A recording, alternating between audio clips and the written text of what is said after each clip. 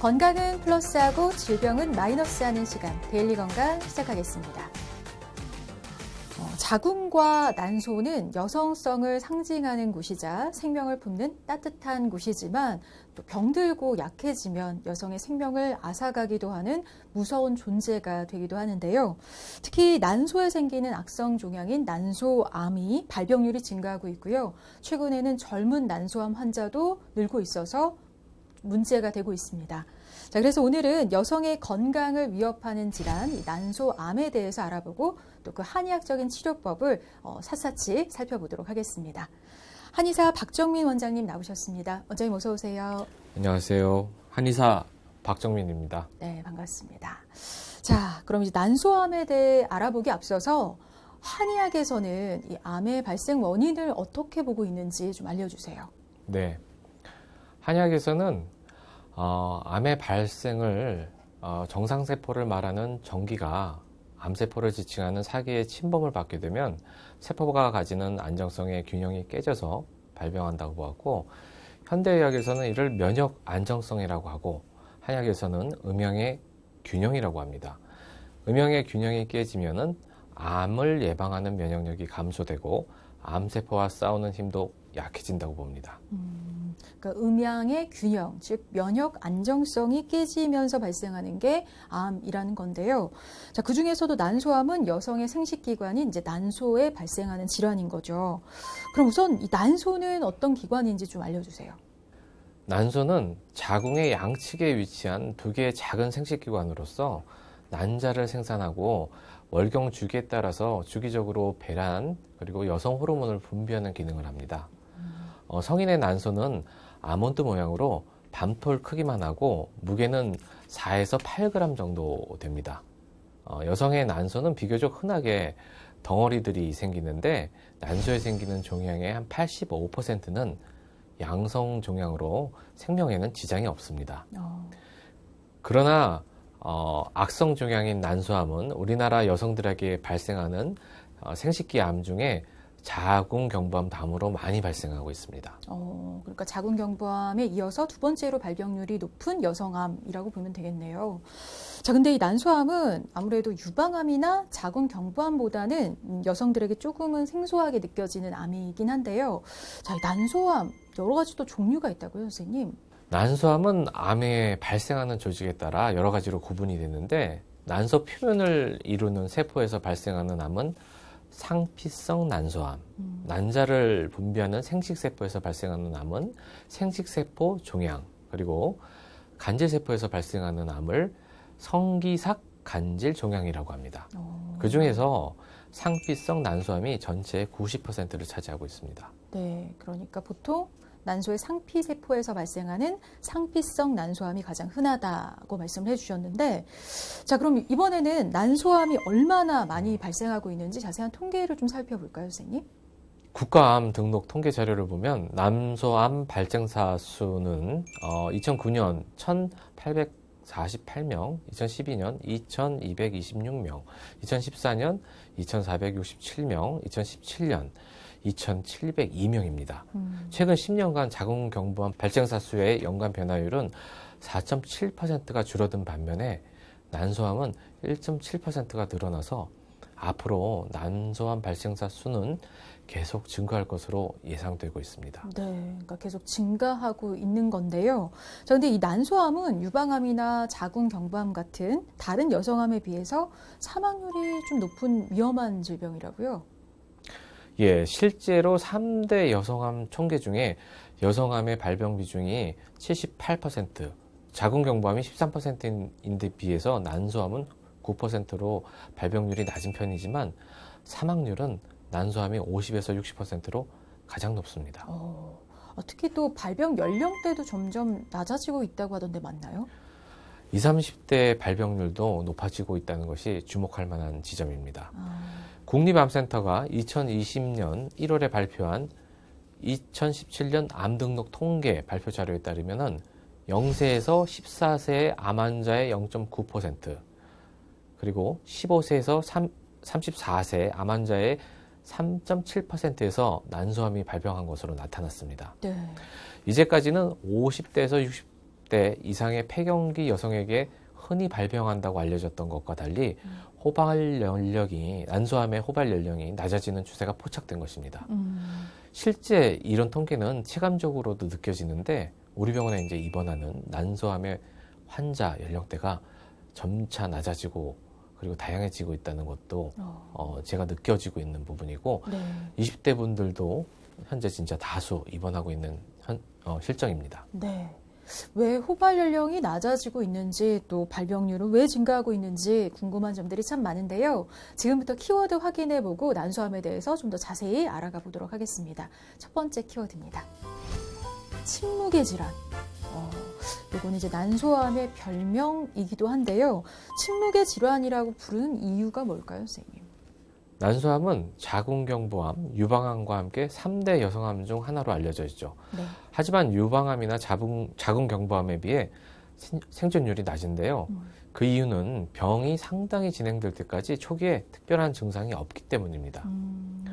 증상이 나타나지 않는 경우가 많기에 조기 발견도 어려워서 다른 생식기에 생기는 암 환자 수보다 사망률이 높은 것이 특징입니다. 네, 그런 이유로 침묵의 질환이라는 별명이 붙은 건데, 자, 근데 이렇게 증상이 좀 모호하게 나타나는 이유가 있을까요?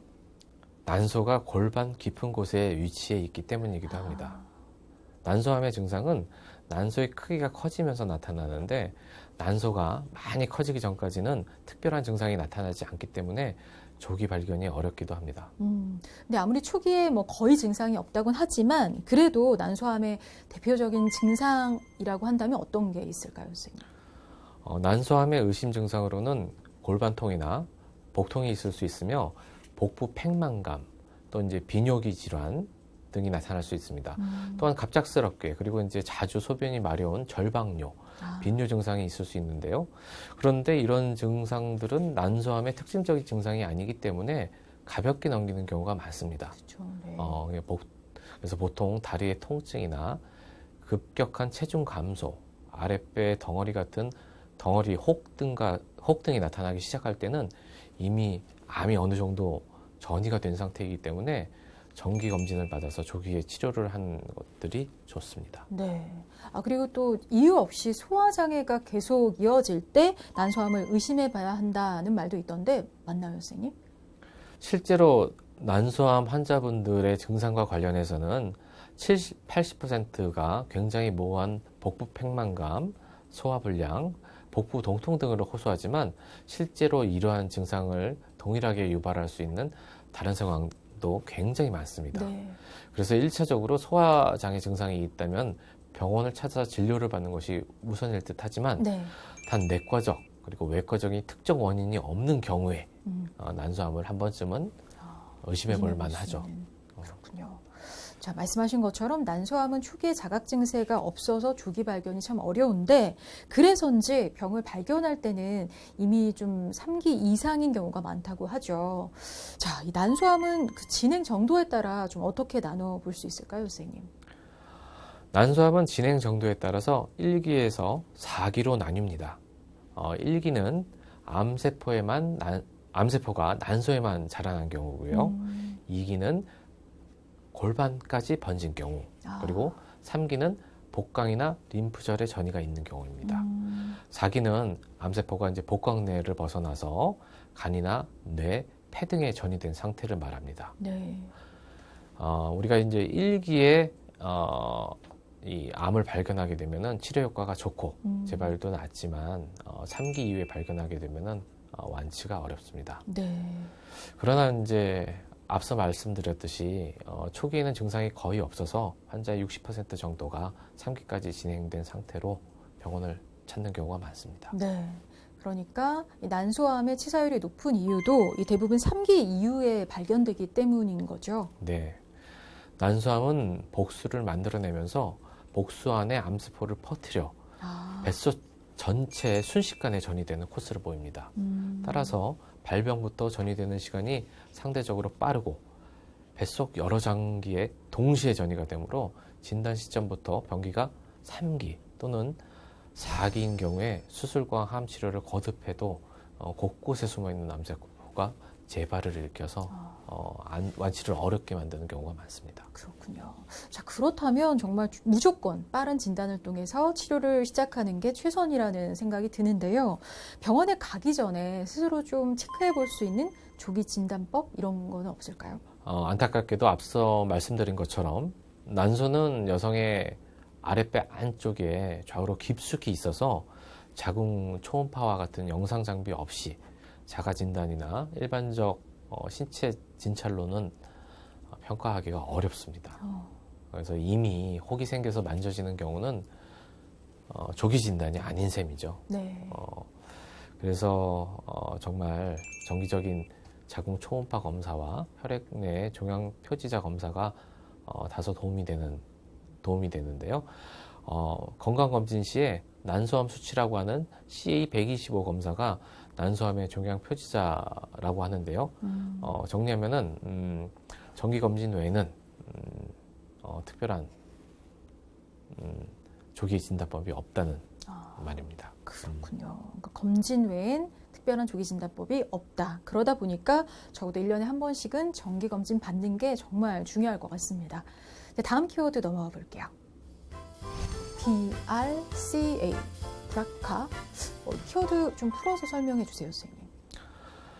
몇 년 전에 이제 배우 안젤리나 졸리가 난소와 난관을 잘라내는 수술까지 받았다는 사실을 공개해서 화제가 되었는데요. 네.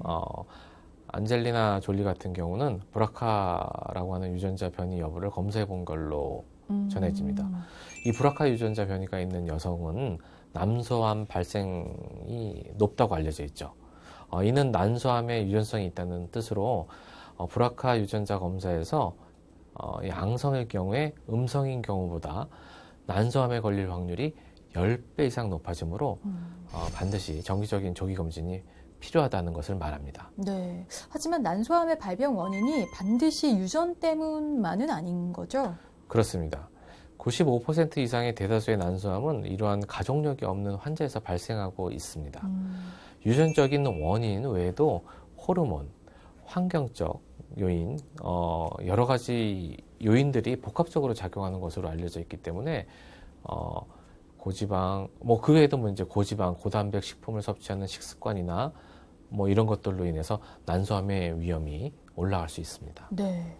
또 임신 경험이 없는 경우 난소암의 이제 발생률이 올라갈 수도 있다라고 들었어요. 그러니까 즉 배란 횟수가 많을수록 난소암의 발생 확률이 증가한다는 건데 맞나요? 그렇습니다. 특히 25세 미만에서 첫 출산을 하고 모유수를 할 경우 난소암의 확률이 현격하게 떨어지는 것으로 보고되고 있습니다.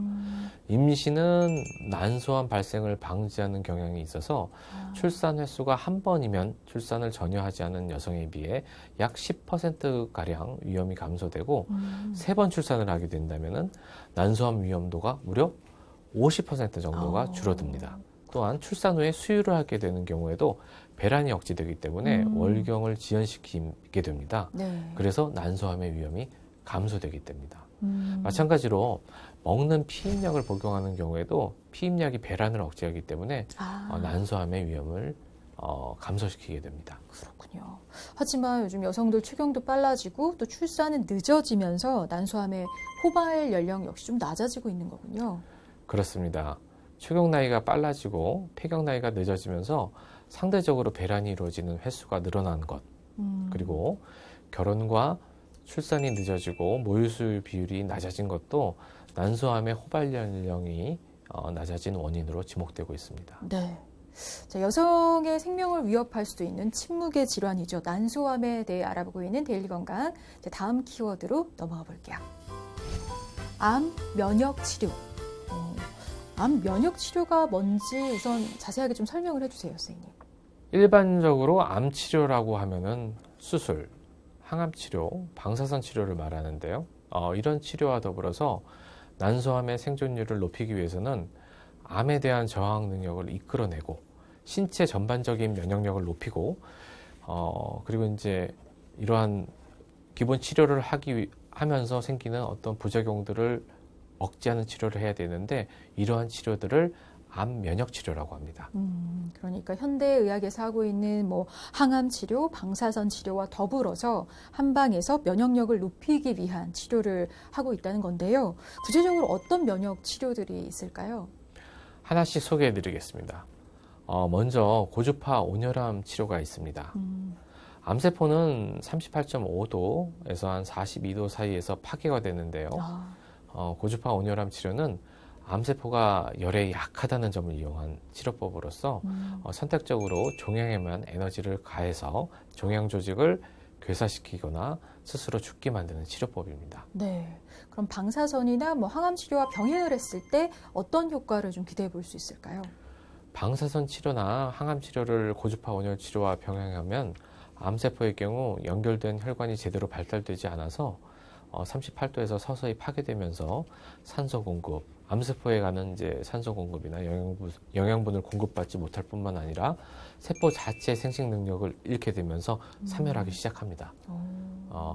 단 정상 세포의 혈관들은 치료기로 42도까지 올리더라도 혈관을 확장시킴으로써 혈액순환 개선은 물론 정상 온도를 유지할 수 있는데 암세포만 사멸되게 되는 거죠. 그렇군요. 그리고 또 주사 치료도 면역력 강화를 위해 좀 많이 쓰이는 방법이죠, 선생님? 네, 암세포 성장 억제 및 암세포 파괴를 유도하는 면역주사 치료인데요. 대표적으로 사이머신 알파1, 미슬토, 셀레늄 같은 주사요법들이 있습니다.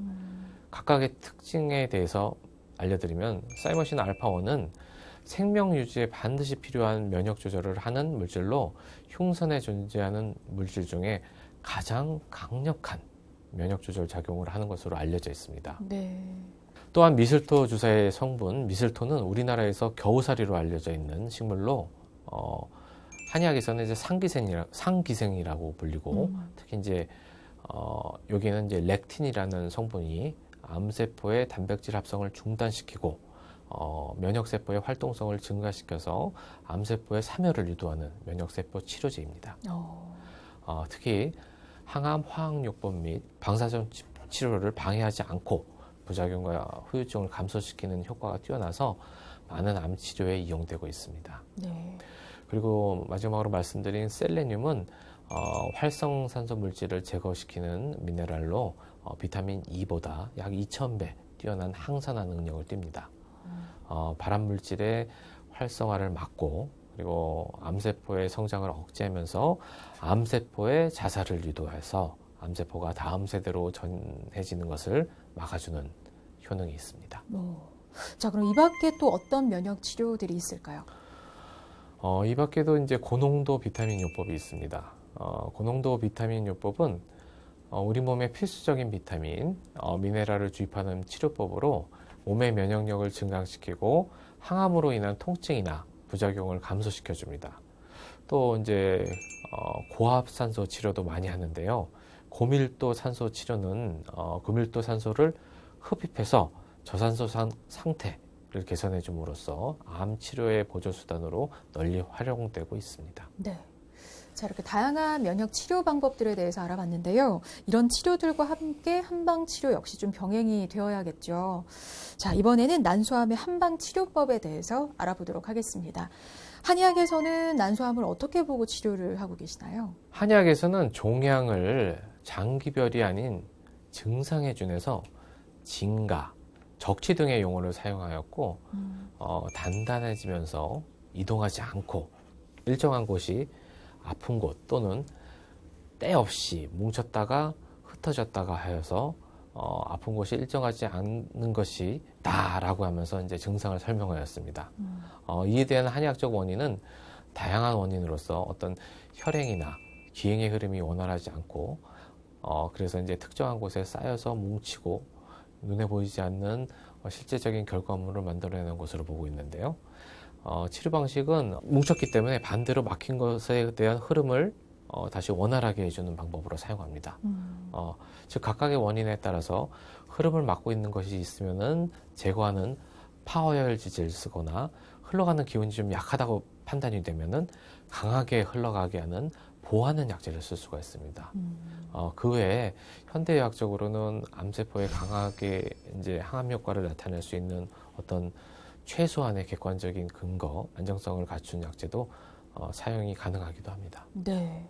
자, 그렇다면 일반적인 한방 치료는 언제, 얼마나 받아야 증상이 호전되는 데 도움이 될까요? 한방 치료의 시기는 크게 진단 후, 그리고 수술 가능 시, 수술 전후, 항암 치료 시, 그리고 항암 전후 치료로 나눌 수 있는데요.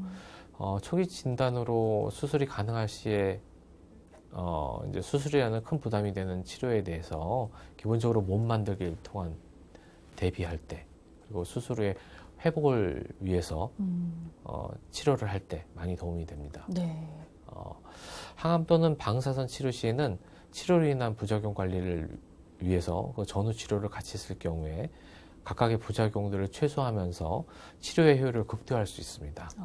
결론적으로 현대의학적 치료와 함께 이 한방 치료를 병행했을 때 한약방 치료의 장단점을 서로 이렇게 보충하면서 치료의 효율이 높아지고 항암 치료라는 것이 단기간의 치료로 결과를 내는 것이 아닌 장기간의 치료가 이루어져 가는 것을 감안할 때 그 효과가 이제 판단되는 것을 알 수 있고요.